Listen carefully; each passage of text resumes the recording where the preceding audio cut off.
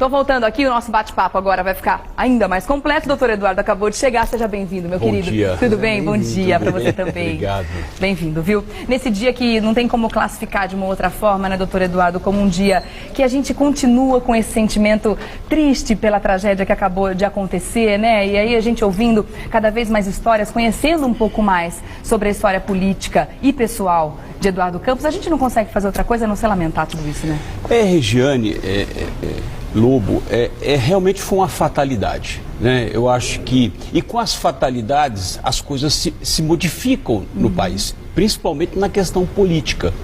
Então, o que eu vejo, realmente, eu acho que a política brasileira, ela está mais do que de luto, né? Eu acho que nós perdemos uma grande liderança e que tinha uma perspectiva de futuro e que todos estavam apostando. Talvez não neste momento político, mas logo à frente aí eu acho que o Eduardo Campos prometia, era realmente uma promessa, era uma pessoa extremamente idealista, né? Era uma pessoa que tinha feito o povo pernambucano nesses últimos 8 anos, de uma forma, os últimos 7 anos, de uma forma diferente, tinha realmente levado uma perspectiva muito boa para os pernambucanos. E isso não sou eu que estou dizendo, eu estou dizendo através até da própria reeleição dele no último governo, ou seja, para a reeleição. Mais de 80% na reeleição. Foi o governador mais bem eleito, mais bem avaliado, mais bem votado, né, mais bem votado dos últimos tempos. Então, é óbvio que realmente é uma perda muito grande. Nós não sabemos como é que vai ficar. Eu acho que não é só a família que está de luto, não são só os brasileiros, mas, sobretudo, o futuro político no Brasil. Um quadro estabelecido e que as pessoas estavam pensando naquele sentido, né? E de repente muda o rumo tudo, né? Mudou completamente da eleição. Né? Aliás, Lobo, o que é uma coisa muito curiosa, a imprensa internacional que não tem hábito de falar sobre candidatos, né? E principalmente que o Eduardo Campos, ele estava em terceiro, ele tinha 9% das intenções de votos. E nós tivemos uma repercussão internacional que geralmente a Casa Branca, que não trata dessa questão, principalmente porque é uma questão doméstica, né? Uma questão política ainda, era um candidato que não era nem favorito nas eleições, ou seja, então até a Casa Branca, até o governo americano tratou dessa questão, ou seja, deu uma nota ontem, vários países, vários jornais da Europa, do próprio Oriente, enfim. Então, isso demonstra que havia realmente um futuro nesse político, que é um jovem político, né, que começou, que aliás tem uma linhagem política, que é neto do Miguel Arraes, né, ou seja, ele aos 21 anos já entrou na política brasileira, né, foi deputado, enfim, como foi se ele tivesse governador. Nascido com essa designação, né? Não só a história política da família dele levou a isso, mas existe todo um talento político, né? Missão, né? Eu acho que era a pessoa tá. E aí o que acontece? Obviamente é interrompido por essa fatalidade, porque hoje não dá para se falar que foi um erro desse ou daquele, nós não sabemos efetivamente o que aconteceu, as investigações vão demonstrar, mas sobretudo eu acho que foi realmente um acidente. Acho até que instaurar um procedimento policial para falar em homicídio culposo, não há nem o que se falar em homicídio culposo, porque realmente isso foi um acidente. Eu estava no Guarujá ontem, realmente o tempo estava horrível, uma ventania, chovia muito, e aquela pista é uma pista realmente complicada, não é um aeroporto, na verdade, é uma base aérea, então obviamente uma pista de pouso, podia acontecer não com esse avião, mas com qualquer avião. Então obviamente realmente foi uma fatalidade, perdemos um grande político, perdemos um excepcional político que poderia aí prometer para o futuro brasileiro. Você está comentando sobre as causas do acidente, realmente não tem muito que a gente possa falar nesse momento, porque as investigações ainda estão em fases muito iniciais, né? Ainda estão ali na questão da colheita de provas e de materiais, né?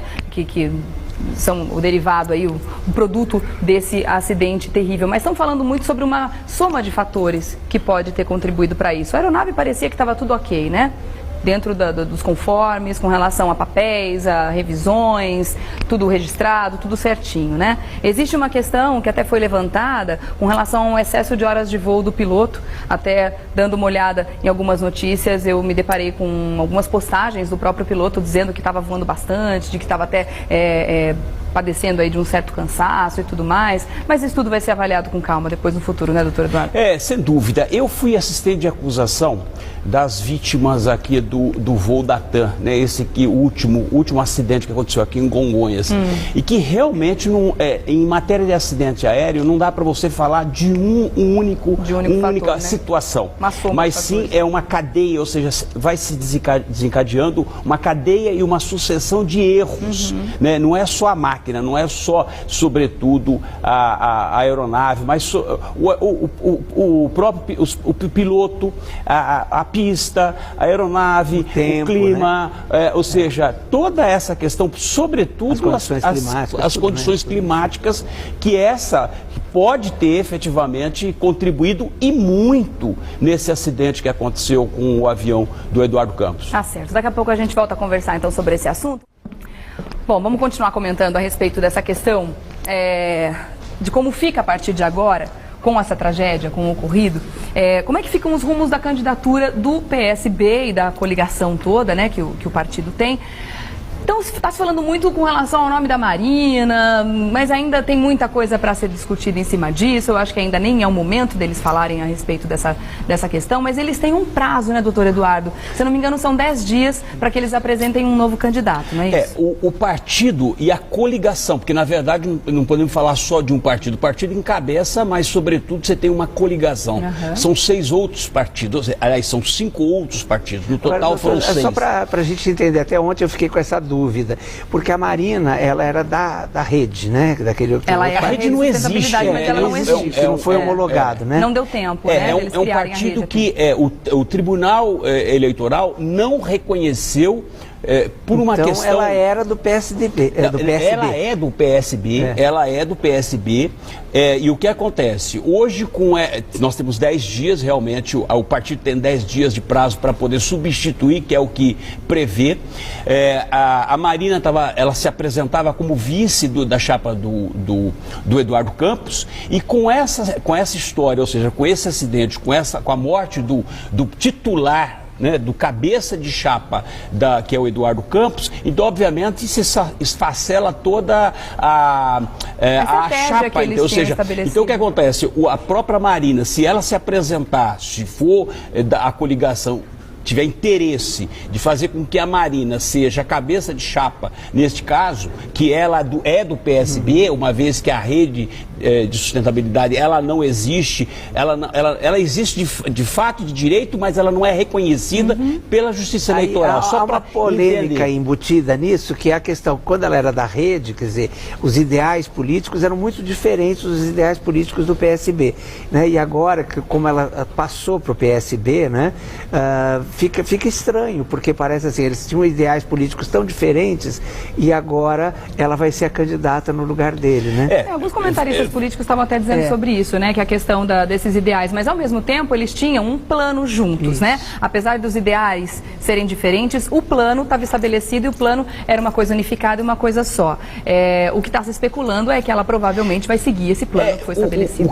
Quando teve essa junção que a Marina, uma vez não reconhecido a rede de sustentabilidade, não reconhecida pela Justiça Eleitoral, ela se filiou ao PSB, apesar de ter filosofias diferentes, ideologias diferentes, eles fizeram um programa, ou seja, um programa de governo que está sendo apresentado, que estava sendo apresentado nessa campanha, que, de uma certa forma, divergia em alguns pontos, mas convergia na maioria. Ou seja, o que fazer para o futuro? O que nós vamos fazer com o Brasil?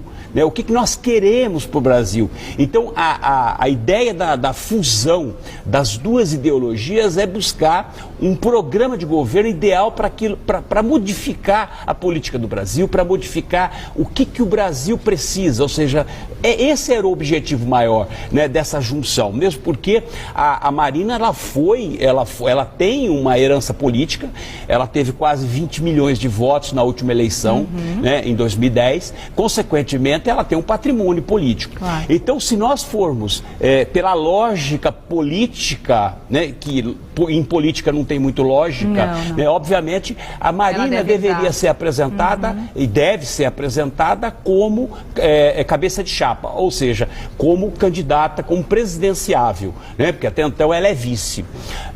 Então, com isso, agora, existe um problema muito sério em relação ao próprio PSB e às suas coligações, porque parte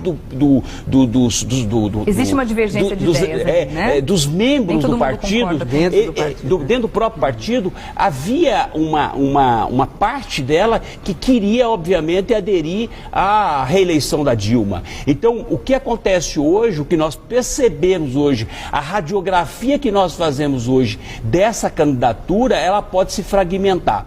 Então, o que acontece? Todos os 6 partidos vão ter que se unir, vão ter que decidir pela a Marina, se for o caso, e indicar um vice, ou indicar uma outra pessoa e, de repente, a Marina permanecer como vice. Então, nós estamos numa confusão política neste momento, né? E agora... Que é do partido, mas que se espalha para a política toda, né? E o Eduardo Campos, nesse momento, ele era justamente apontado como esse elo de ligação, né, entre os ideais da Marina e o PSB, né? Não, tanto é que o Eduardo Campos, ele bancou a vinda da Marina. Ele, na verdade, ele enfrentou todos os políticos, os caciques políticos, não só do PSB, mas das coligações, né, para bancar a Marina no PSB. Então, existe essa questão. Agora, vamos esperar. Eu acho que não dá para você pensar em política nesse momento. Mas o prazo já está contando. São 10 dias a partir de ontem ou de hoje. E mesmo porque, Regiane, na terça-feira já começa o horário político. Tá. Então, de qualquer forma, a própria coligação, né, vai apresentar, pode apresentar e deve apresentar. Vai perder um tempo de horário político se não decidir logo, né? De qualquer forma vai apresentar programas, vai apresentar, porque o programa não muda. Eles vão utilizar. Mas mesmo porque não existe nenhum impedimento que coloque a figura do Eduardo Campos de alguma forma dentro do horário político. Ele pode até, se de repente tiver gravado alguma coisa, alguma mensagem importante, eles podem vincular isso sem problema. A imagem do Eduardo Campos, obviamente, se a família permitir, a família deve permitir, pode ser utilizada e vai ser utilizada, obviamente, porque nós estamos num momento emotivo, político emotivo. Do irmão dele, né? Vai ser utilizado. Sim, sem dúvida, e deve ser utilizado porque ele realmente é um patrimônio para o PSB e um patrimônio a nível para a política nacional. Né? Então eu acho que deve ser utilizado, sim, a imagem do Eduardo Campos. Daqui a pouquinho eu volto para a gente continuar nosso bate-papo, tá bom?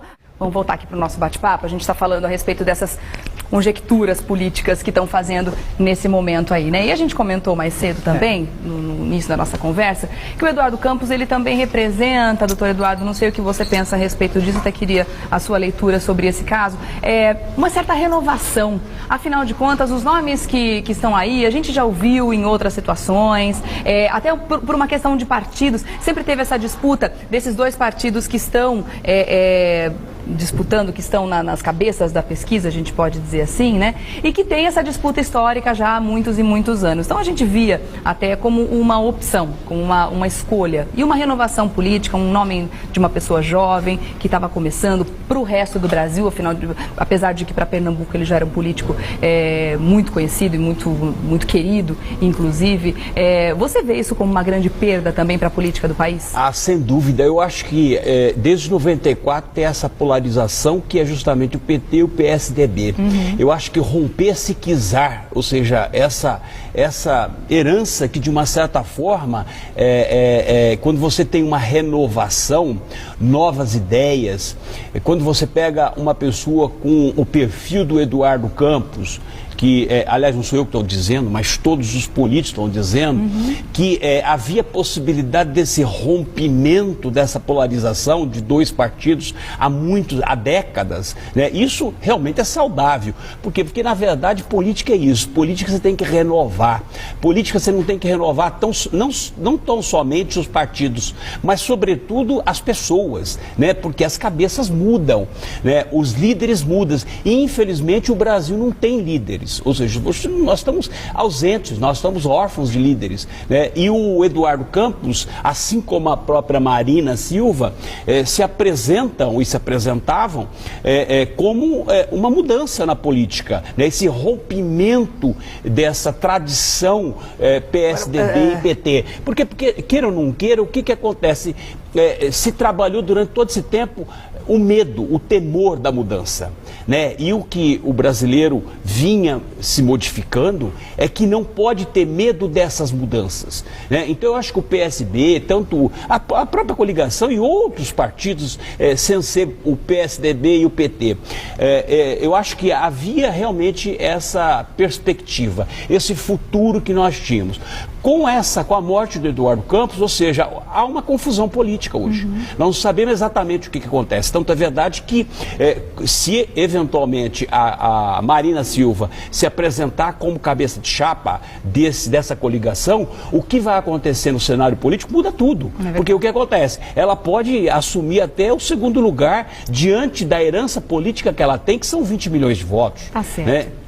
Bom, deixa eu agradecer então ao doutor Eduardo Leite. Obrigada pela participação mais uma vez aqui no Revista da Cidade. Obrigada também por tentar fazer com que a gente entenda um pouco mais o que está acontecendo nesse momento confuso, né? Afinal de contas, a gente está vivendo ainda esse sentimento muito difícil de uma tragédia recém-ocorrida. Obrigada mais uma vez. Te espero que semana que vem, viu, doutor Eduardo? Eu que agradeço. Obrigado. Até uma próxima. Obrigado, Leonor. Para fazer contato, doutor Eduardo Leite, 500 melhores júris lá no Facebook, tá bom?